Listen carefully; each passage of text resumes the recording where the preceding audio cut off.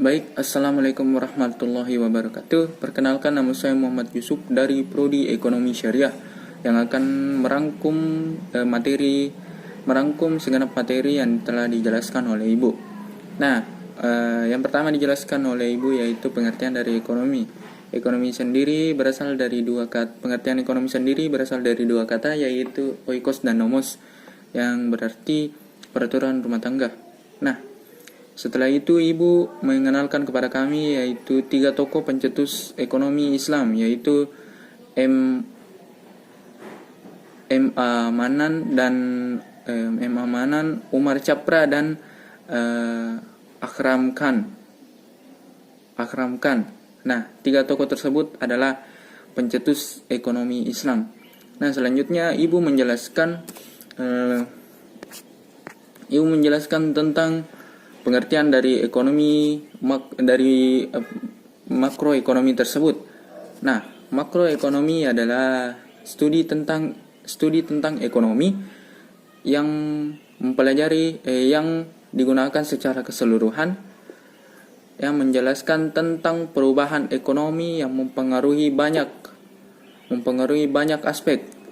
Nah, selanjutnya Ibu menjelaskan tentang ekonomi makro Islam. Ekonomi makro Islam sendiri yaitu studi tentang analisa ekonomi yang bersifat menyeluruh.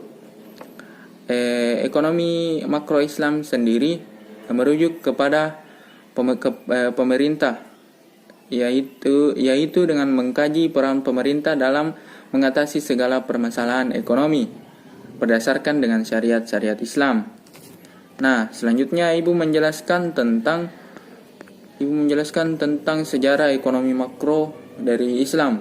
Nah, pertama kali ekonomi makro Islam ini diterapkan oleh Nabi Muhammad SAW sendiri, yaitu pada saat memimpin umat Islam pada zamannya. Beliau sendiri telah mengeluarkan suatu peraturan, yaitu seperti pajak dan zakat dan lain-lainnya. Nah, pajak dan zakat tersebut dikumpulkan pada suatu badan, yaitu Baitul Mal. Dan badan Baitul Mal tersebut akan menyalurkan pajak dan zakat tersebut kepada orang-orang yang membutuhkan di zaman Rasulullah SAW. Berlanjut kepada zaman Abu Bakar As-Siddiq. Dilanjutkan pada saat Abu Bakar As-Siddiq melanjutkan sistem ekonomi makro yang dilakukan oleh Rasulullah SAW. Tetapi ada suatu kendala pada zaman Abu Bakar As-Siddiq, di mana para umat Islam tidak ingin membayar zakat, karena umat Islam tersebut mengira bahwa zakat tersebut dibayarkan hanya pada saat Nabi Muhammad SAW hidup. Nah, setelah zaman Abu Bakar As-Siddiq dilanjutkan pada zaman Umar bin Khattab. Pada zaman Umar bin Khattab sendiri dikenal dengan zaman kejayaan dari ekonomi umat Islam, dikarenakan Umar bin Khattab sangat pandai dan sangat teliti dalam menyalurkan dana-dana dari Baitul Mal ke masyarakat yang membutuhkan. Nah, dilanjutkan kepada zaman Utsman bin Affan dan Ali bin Abi Thalib. Nah, setelah itu Ibu menjelaskan tentang perbedaan ekonomi mikro dan makro Islam. Nah, perbedaan ekonomi mikro dan makro. Ekonomi mikro sendiri yang pada dasarnya hanya digunakan pada suatu individu atau suatu perusahaan, sedangkan ekonomi makro sendiri digunakan pada satu negara dan secara menyeluruh. Nah, selanjutnya Ibu menjelaskan tentang karakteristik ekonomi makro dari ekonomi makro Islam. Nah, pada saat Ibu menjelaskan materi ini, jaringan saya kurang bagus dan Zoom saya keluar masuk, jadi saya tidak bisa menjelaskan lebih banyak dari karakteristik ekonomi makro Islam ini. Nah, selanjutnya ibu menjelaskan tentang mazhab ekonomi Islam, yaitu mazhab ekonomi Islam. Mazhab ekonomi Islam sendiri ini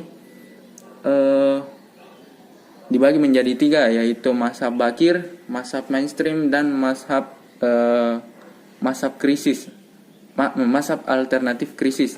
Mazhab bakir ini menentang teori ekonomi menentang teori ekonomi pada umumnya, yaitu teori ekonomi pada umumnya menjelaskan tentang manusia tidak mempunyai batasan atas keinginan yang diinginkan manusia. Sedangkan mazhab bakir ini menentang hal tersebut dengan dalih ekonomi, mazhab bakir mencetuskan teori, yaitu bukan manusia yang tidak mempunyai batasan atas keinginannya, tetapi pendistribusian dari sumber ekonomi tersebut yang tidak merata menurut mazhab bakir.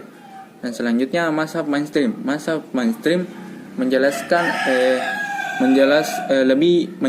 lebih memperkuat teori ekonomi pada umumnya, yaitu manusia tidak mempunyai batasan atas keinginannya, dan sumber daya alam yang terbatas dari suatu keinginan manusia tersebut.